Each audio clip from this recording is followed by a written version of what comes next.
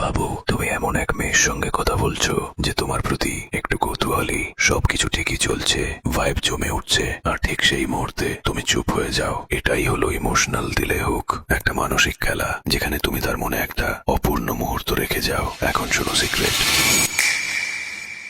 যখন সে হাসছে তুমি হালকা করে বলো, তুমি জানো তোমার হাসিটা একটু বিপজ্জনক। তারপর 1 সেকেন্ড তাকিয়ে থেকে বলো, কিন্তু থাক, তুমি বুঝবে না। এবং তারপর কথার দিক বদলে দাও। এখন কি হবে জানো? তার মস্তিষ্ক সেই অপূর্ণ কথা তার মানে খুঁজতে থাকবে। ও কি বলতে চেয়েছিল?